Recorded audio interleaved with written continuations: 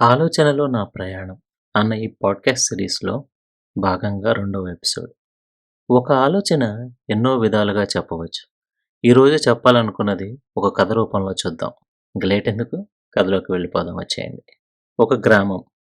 ఆ గ్రామంలో తల్లి, కొడుకు. తల్లి ఎంతో కష్టపడి తన బిడ్డను చదివించింది. తను కూడా బాగానే చదువుకున్నాడు. చదువు అయిపోయిన తర్వాత సాఫ్ట్వేర్ ఉద్యోగ ప్రయత్నంలో సిటీకి వచ్చాడు. రాగానే ఎవరికీ ఉద్యోగం వెంటనే రాదు కదండీ! ఈలోపు ఒక డెలివరీ బాయ్‌గా కంపెనీలో జాయిన్ అయ్యాడు. ఆ తల్లికి కూడా భారం తగ్గిద్దామని. పొద్దున్న డెలివరీ బాయ్‌గా ఉద్యోగం, సాయంత్రం తన ఉద్యోగం కోసం చదువుకునేవాడు. ఇలా జరుగుతుండగా ఒకరోజు తల్లికి ఫోన్ వచ్చింది. ఆ ఫోన్‌లో సంభాషణ. "అమ్మా, వెంటనే మీరు హాస్పిటల్‌కి రావాలి" అని అడ్రస్ చెప్పి, "ఏమైంది సారు" అనేసరికి ఫోన్ పెట్టేశాడు. ఆ తల్లి హుటాహుటిన తెలిసిన అబ్బాయిని తీసుకొని హాస్పిటల్‌కి వెళ్ళింది. ఐసీయూ ముందున్న నర్సు ఆ అబ్బాయి పేరు చెప్పి, "మీ అబ్బాయేనా" అని అడిగింది. "అవును నర్సమ్మా" అని సమాధానం ఇచ్చింది. వెంటనే ఆ నర్సు, "మీ అబ్బాయికి యాక్సిడెంట్ అయ్యి కోమాలోకి వెళ్ళిపోయాడు.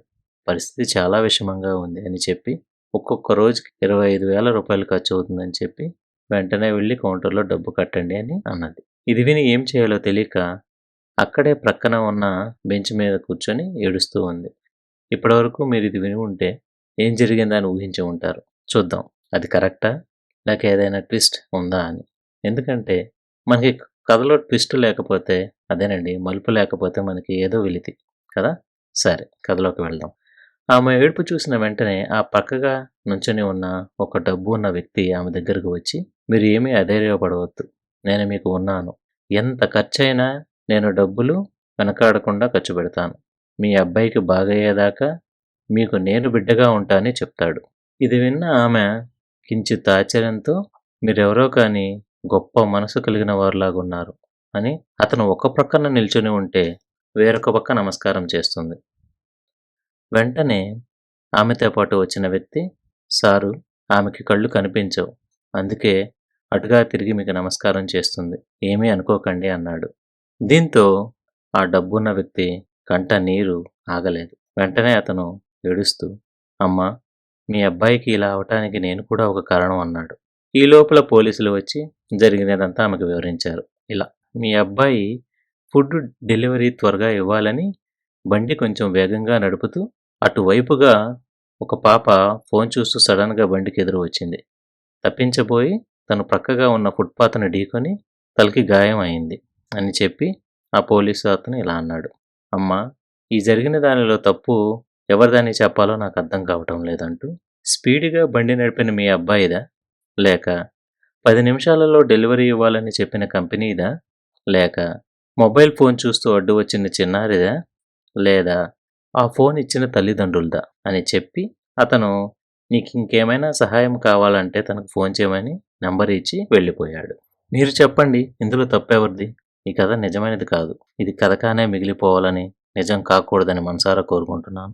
మరి ఇదంతా ఎందుకు చెప్పావు అని మీకు సందేహం రావచ్చు. అది దేనికి అంటే, తరచుగా ఈ మధ్యన ఫోన్ మాట్లాడుతూ బైక్, కార్ డ్రైవింగ్ చేస్తున్నారు. అందులోనూ వేగంగా, ముందు పిల్లలు, వెనుక కుటుంబ సభ్యులు ఉండగా కూడా ఇలాగే చేస్తున్నారు. రోడ్లపైన నడిచేవాడు కూడా ఫోన్ చూసుకుంటూ నడుస్తున్నారు. కనుక దయచేసి రోడ్డు మీదకు వచ్చినప్పుడు ఫోన్ వస్తే పక్కగా ఆపి మాట్లాడి మీ ప్రయాణం మరలా మొదలుపెట్టండి. అదే మీకు, మీ కుటుంబానికి మంచిది. డెలివరీ బాయ్స్ అయితే ఇక చెప్పనక్కర్లేదు. వాళ్ళ టార్గెట్స్ ఉంటాయి. ఏదో ఒక రూపాయి ఎక్కువ వస్తుందని వాళ్ళు అలా చేస్తూ ఉంటారు.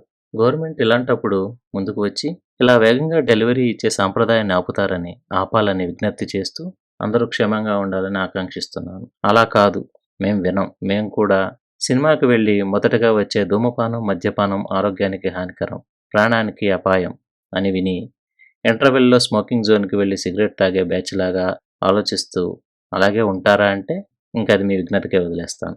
మరలా ఒక మంచి ఆలోచనతో మీ ముందుకు వస్తాను. నమస్తే.